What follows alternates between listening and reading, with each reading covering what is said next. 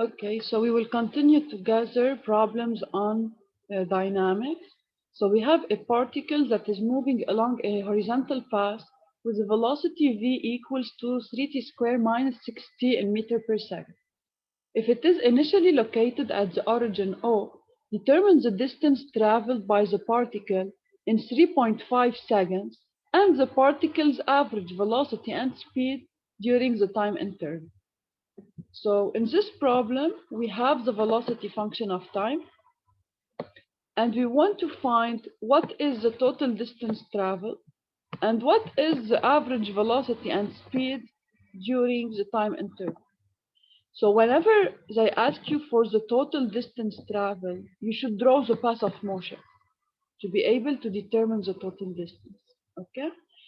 And as we said, the average velocity will only depend on the displacement, so just initial final position, while the average speed will depend on the total distance traveled. Okay? So to perform our calculation, we should first know when v will change in sign, because the change of sign of v means that we have change of sense of motion. Okay? So here, the first step to do is to say that this is a second degree function. I can find at what time it is equal to 0. So I can write that v is equal to, if I take 3t into factor, then I will have t minus 2.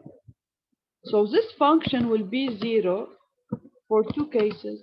So v equals 0 for t equals 0 and t equal to 2. Okay. Now, concerning the sign, you can draw a small table of sign. You know that for a second degree function, between the two solutions, 0 and 2, the sign will be opposite to the coefficient of t squared. The coefficient of t squared is positive. This means that between 0 and 2, I have a negative velocity. And of course, before 0, no negative time. And after 2, I will have positive velocity.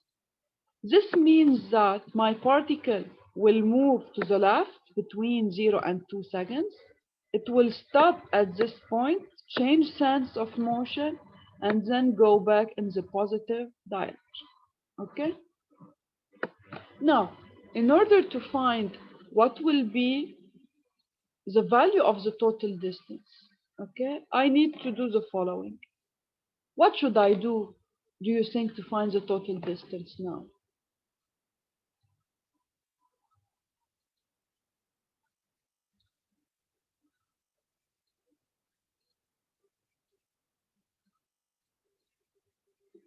Can you find the total distance if you don't know what is the position at this point and the position at the final point here? You need position, okay? So to be able to get the total distance, I need information about position. This is why I will use the relation that v is equal to ds by dt to get the value of s, okay? So v is ds over dt. So if I do separation of variables, I take dt to the other side and I integrate. So let us see the details here. So we take dt to the other side. We have the boundary conditions that at t equals 0, s equals 0. So I can integrate this side and integrate the time side. I get integral from 0 to s ds equals to integral from 0 to t of 3t squared minus 6t, which will give me t cubed minus 3t squared. So this is s as a function of time. Once I have s function of time, I can go back and draw my figure. Okay, so I am interested in particular for the position at 2 seconds. So if I replace t by 2, I will get that s is minus 4. And if I replace t by 3.5, I will get that s is 6.125. Okay. And then now, once I know these positions, to calculate the total distance, I say I should add this distance from this point to the position here.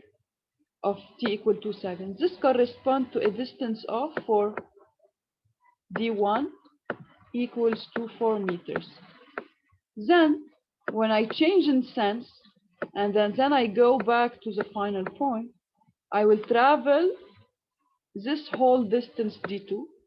d2 is equal to 4 plus 6.125. So it's equal to 4 plus 6.125. Okay? In this way, I calculated the total distance traveled. And then now I can say that the total distance is 4 plus 10.125. So D total is 14.125. Okay? Now, concerning the average velocity, if I want to calculate the average velocity, I will not take D total. I will take what? What will be the formula for the average velocity? Over 6.125. Very good. You have that the average is defined as delta S over delta T. What is delta S? It's just S final minus S initial. Okay? The final S value is 6.125. And the initial value for S is 0 because I was at the origin. So I will not, in delta S, this path will not be considered. Okay? I just care about initial and final position. So delta S is simply 6.125. Okay? So now,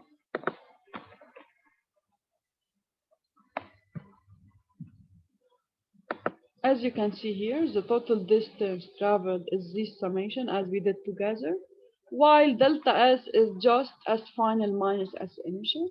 So we get the value of average velocity. Hornify typing error. This is V average. Okay?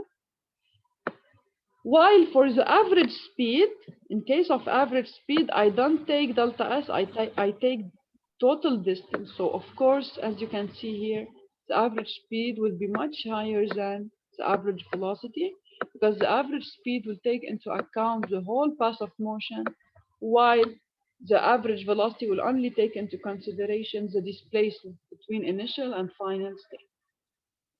Any question on this problem?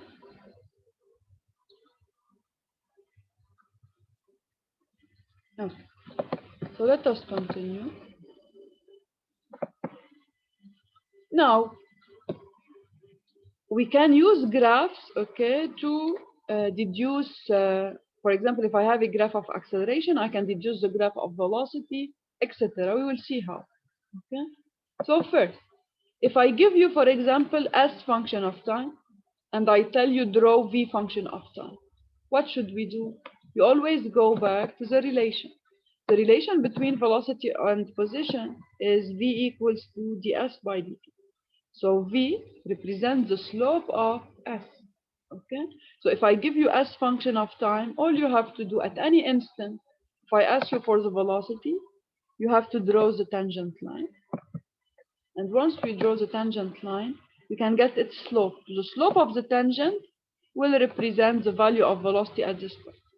Okay? And then you can take several points and draw the graph of velocity. Now, also the same for relation between A and V. If I have V function of time and I want to deduce A function of time, I go back to the definition that the velocity is, the derivative of velocity is the acceleration. So if I have the graph V function of time, the slope at any point of the tangent line will represent the acceleration. Now we can work in reverse direction. So if I give you now the acceleration and I tell you to deduce the velocity, it's like shear and bending diagram because by definition, delta V is integral A dt. So the area under A graph represents the variation of velocity. Okay? So you can say just if you know one boundary condition, for example, if I give you v0, if I just give you the initial velocity, at any time t, you say that delta v will represent the area under a graph. Okay, so if you can calculate this area, then you say that delta v equal to the area. So v minus v0 at this point is equal to the area calculated. So you can get the value of v. Okay, and the same for when you want to deduce s from v. So based on the relation delta s equals to integral v dt, you just need to know one boundary condition, and then between any 2 points, the change in area will give you the value of the area under the graph, will give you the change in position delta. Okay. Now, if I take the relations independent of time, so we have the relation between v and a and s is v dv equals a ds. So if you integrate integral v dv, you will get half v1 square minus v0 square equals to integral a dx. This means that if I give you a function of s, you can deduce the graph of velocity also based on the area method, because the variation of half v square is equal to the area under a graph. So once you get half v square, you can deduce the value of, okay? And in case I give v function of s and you want to deduce the acceleration is defined by v times dv by ds. So let's say you have the graph here, v function of s. At any point, if you want to compute the acceleration, so let us say I considered any position s. This is the corresponding point on the graph. V represents just the value of velocity, so you can read the corresponding value, while dv by ds represents the slope of velocity. So if I draw the tangent line at this point, the slope of it, I should multiply it by v. So I do v times the slope, I get the acceleration. Okay? Any questions on analysis of the graph? Okay. So let us do some examples together. A bicycle moves along a straight... Doctor, excuse me. First in the chapter, we were talking about continuous motion. Now, if you go back one slide, I saw another word. Yes, which one? This slide? Or erratic motion. It's erratic like motion. Erratic like motion. Which slide you want, Karen? لا قصدي هيدي يعني continuous motion. هيدي yes، يعني انت هون بعدنا بنفس التايب، بس I give you the graph. Yeah.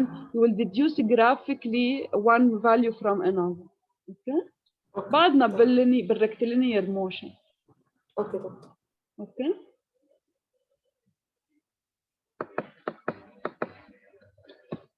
So here, I have a bicycle moving along a straight road such that its position is described by the graph as shown. Construct the VT and AT graphs for t between 0 and 30.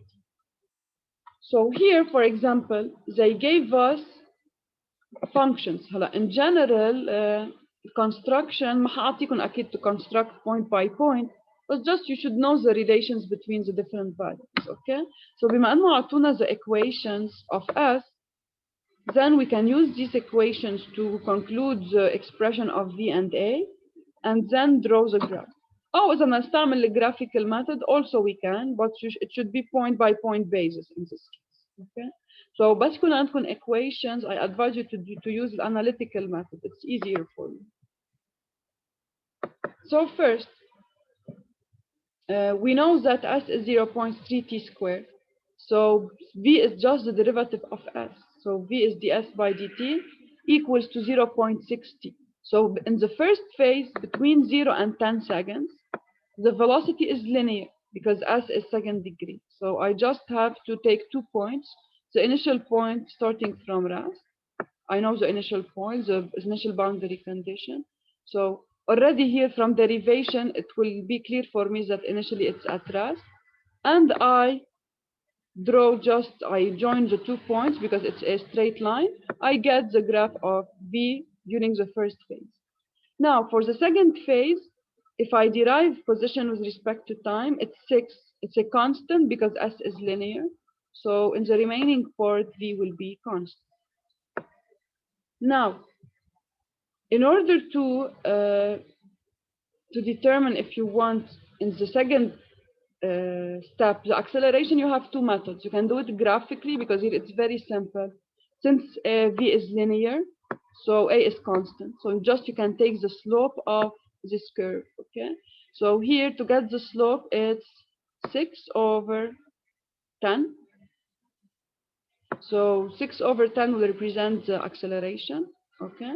And in the second phase, you will have 0 acceleration. Or you can verify this by derivation. If I derive V with respect to time, derivative in the first phase is 0.6, which is 6/10, and derivative in the second phase is just 0. So by the analytical and the graphical method, you obtain the same result. So all you have to do now is to just draw the graph. So A constant in the first phase equals 0.6 and drop to 0 in the second phase. So in this way, you will obtain the graph of acceleration. Another problem. A test car starts from rest and travels along a straight track such that it accelerates at a constant rate for 10 seconds and then decelerates at a constant rate. Draw the VT and ST graph and determine the time t prime needed to stop the car. How far has the car traveled? So I will try here to do for you 2 methods, analytical and graphical method. Okay. So first, you have the graph A function of time. From A function of time, you can deduce the graph of velocity. So we know that, as we said, A is the slope of V. Okay. So this means that when A is constant, V is linear. And it's since A is positive, so V is linear increasing first. Then in the second phase, V will be linear decreasing because it's a negative constant. So if I want to draw the graph, I have first, as I said, the car starts from rest. So I will start from 0. Now, the variation in velocity is equal to the area under acceleration curve. So the area here is simply 10 times 10. It's equal to 100. Okay, so A1 is 100. This means that delta V is equal to 100. Since I'm starting from 0, so V will go up to 100 in the first 10 seconds. Okay, so this is the variation of V in the first phase, and I will reach here a value of 100. So V equal to 100. And also I can put that the slope, so it's a linear variation, and the slope of it is equal to the acceleration equal to 10. Now, what is happening in the second phase? Suddenly A will drop to -2. If A drops suddenly, this means that the slope of V will change suddenly. So the slope was positive, it will suddenly change to a negative slope of -2. So I will get a graph like this. So I have here a slope of -2, and I don't know the value of t prime. Okay, here. But what is the condition that I know to calculate t prime? The condition that I know that will allow me to calculate t prime is that my car stop at t prime. So they said, what is the time t prime needed to stop the car? This means that at t prime, my velocity will end by 0. Okay. So now, in order to get what is the required time to go back to 0, you can just say that the variation of V between 10 seconds and t prime, delta V, should be -100, because it should take me from 100 to 0. Okay, so you can say now that A2 should be 100, but of course, because the area is below the axis, the drop is negative. To have a 200 here, I have, for this rectangle, the height is 2, so this distance should be 50.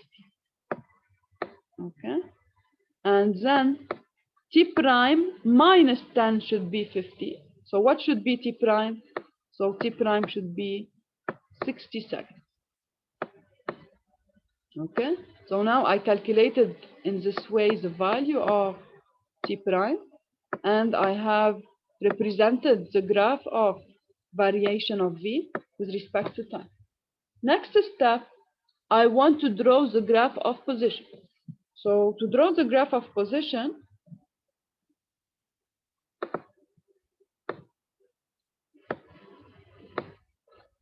I have first velocity represents the slope of position. مثل الشير diagram, same concept. Okay, so since velocity is the slope of position, velocity is starting by 0, so I will start by a slope of 0 first. Okay, then the velocity is increasing until 100, so the slope will increase. This will give me a parabola, a second degree parabola of upward concavity. So it will be like this. So I have, if I draw the variation of the slope can help me in drawing the graph. So my slope is increasing. Okay. Therefore, I will have that my velocity will change in this way. And at this point, I have, sorry.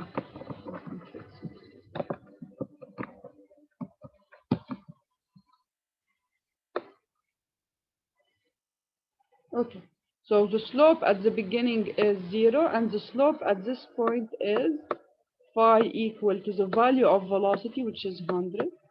Now, what will happen is that in the second phase, the slope will start to decrease. Okay, but before going to the second phase, I should determine what is the value of position at this point. What is the value of S? To determine the value of S, I can do it graphically. I say that delta S is equal to the area under V curve. The area under V curve is 100 times 10. So here I have that this distance is 10 over 2. So 100 times 5, which will give me 500. So S at this point is, since I am starting from 0, so S is 500. Now, in the second phase, what will happen is that the slope will change. The slope now is decreasing. Okay, so if I just do a presentation here, you can see that the slope will start to decrease. And this is called an inflection point because I will have a change in curvature.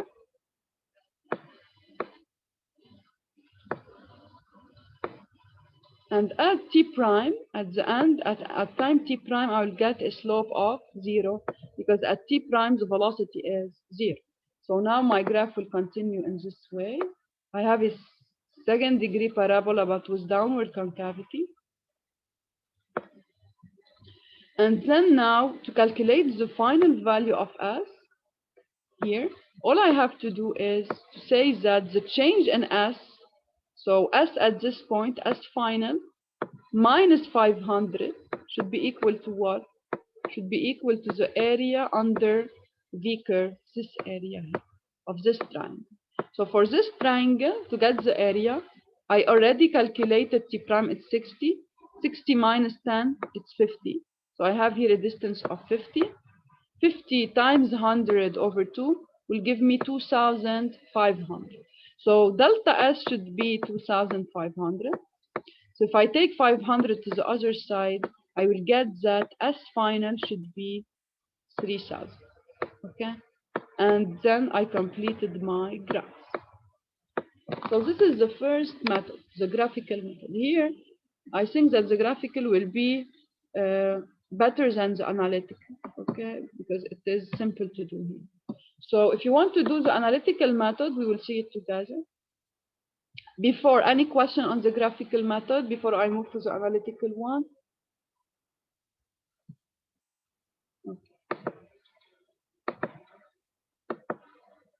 Okay. So if I use the analytical method, I know that between 0 and 10, okay, A is equal to 10, which is a constant. So V will be equal to 10t plus V0. And since it's starting from rest, I can say that I can drop V0 because V0 is equal to 0. So I get the linear equation of V. I can draw it. I just need 2 points. It starts by 0. And at the final time, it's 10 times 10 equals to 100. So I will get the same values I did before. Now, in the second phase, I have A equals to minus 2. So also I can perform integration to get that V is minus 2t plus a constant. Okay. Now, how to get the constant here? Always when you have change in phase, the final values of phase 1 will be the boundary conditions for phase 2. Okay. So from the previous calculation, you know that at 10 seconds, so at t equal 10, if you replace, then V is equal to 100. This will be your boundary condition for the second phase. This is why, as you can see here, the integration was performed from T10 corresponding to V equal 100 to any time T corresponding to velocity V. In this way, you get the relation, which is minus 2T plus 120. And then you can say that to get T prime, the condition to get T prime is that V prime for T prime is equal to 0. So when you set it equal to 0, you will get back the same result we did, that T prime is equal to 60 seconds. And in this way, you can draw your graph. Now, if we continue with the analytical method for position, also, once I obtain equations of velocity, by integrating these equations, I can get the values of position. So for the first phase, for t equals 0, s equals 0, performing the integration, we get s equal to 5t squared. And so this is the equation of a second degree parabola of upward concavity because the coefficient here is positive. So all I have to do is just to take 2 points and some, show the variation little of the slope. Okay, so you can get your graph, and just to replace in this equation t by some values so that you can draw your graph. And then in the second phase, starting from V equal to minus 2t plus 100, we do integration to get S. And also here, the boundary condition for the second phase, you get it from the final condition of the first phase. So from the first phase equation, at 10 seconds, if you replace t by 10, you get S 500. It's the same result we got. So now, all you have to do is to integrate S between 500 and S, corresponding to time varying between 10 and t. So you can get the graph, the function as function of time, which will allow you to draw the graph. And just here, you should take some points and you can draw the graph. Of course, here, I think that the graphical method will be more straightforward than doing all these calculations. So always try to go to the method that seems easier. And here, why it's easier to use graphical? لأنه you have A with straight lines, يعني ما في with constant values. مش إنه في شيء complex, function complex تعمل integration. So when you have something simple, and you can easily calculate the areas under the graph, use the area method. In case you have a complex function, then you do integration. Okay? Any question on this problem?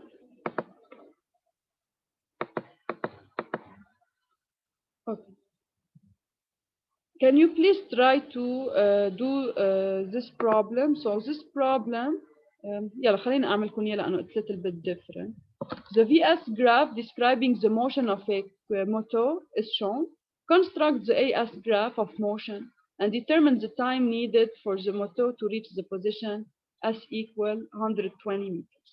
So here they gave us v function of s, not of time, and we want to get the acceleration graph. Here graphically, it's not easy to deduce from one graph to the other, okay? Because you have A is v dv by ds. يصير بدنا على كل point, if you want to get what is the velocity and to multiply by the slope, okay? هلا هون the slope is easy if you want, because dv by ds is constant. So you can use the analytical method to say that since v is linear, derivative of v with respect to s, I can just replace it by 0.2.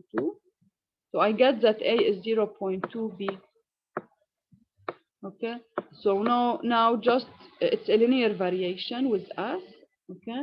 And since فانتبهوا هون بالفي اس مش مثل بالفي تي، يعني بالفي function of time, if v is linear then a is constant. In s it's different. If v is linear with respect to s, كمان a will be linear with respect to us. Okay, but the relation with respect to time will be different. So here what we will get is that between 0 and 60, for s between 0 and 60, a is linear with respect to position s. Okay, while in the second phase you have v constant, so of course a will be 0. Okay, so now you can, knowing this information, you can draw the acceleration diagram. So you have a first phase that is linear, it's 0.2 times the velocity, and you have a phase of zero acceleration. Now the question was not only to draw the graph, but also to determine what is the time needed to reach s equal 120 meters. So now we want to include time. We don't have time in these equations. We want to include time. How to do it? So first, who will tell me how we will include time to get what is the time needed to reach 120 meters? Velocity equals distance over time. Yes, we go back to مش يعني derivation equation, the differential equation, which is s v equals to ds by dt. It's good. Since v equals to ds over dt, to get delta s, to get the position, if you want the time needed to go from one position to the other, you should get s function of time. To get s function of time, I should replace v for each phase by its value and perform the integration. Okay, so let us do it together. Then what we know is that for phase 1, for s between 0 and 60, v is given by the following function, 0.2s plus 3. Since v is function of s, when I do separation of variables, I will take v to the side of ds. So I will get that dt is ds over v. So it's ds over 0.2s plus 3. And now I can integrate the two sides using my boundary condition. I know that at s equals 0, t equals 0. So I can integrate from 0 to t and from 0 to s to get t as a function of s. Okay, so now I can get the time for the first phase. So here for the integration, just when you have 1 over a function, so it's ln, and pay attention that this is a complex function, so you should take into consideration u prime. U prime is 0.2. This is why you should do 1 over 0.2. So it's 5 ln 0.2 s plus. Okay, and now you can replace s by 60 to get the time of the first phase. So this will give me time of phase 1. Since I want the total time, I should also calculate the time required for phase 2. Okay, so for the second segment of motion, I will start my integration from 8.05 to get the total time of motion. So I will say that t will start from 8.05 to the final time t final. هلا pay attention. If you change the origin of time, يعني إذا رجعت هون حطيته هون integral from 0, you will only find time t2 اللي هي time of second phase. So to find the total time you should add t1 and t2. But إذا من الأول ما غيرتوا الorigin of time فعملتوا integration from 8.05, then you will get the total time t5. Okay? So in the second phase, v is constant. Okay, so the integration will be very simple. It's integral of the s over 15, which is s over 15. So now your integration will give you that the time t is s over 15 plus 4.05. So just here I have to replace s by 120 meters, which is the final position. I will automatically get the total time of motion. Okay? Any question for this problem?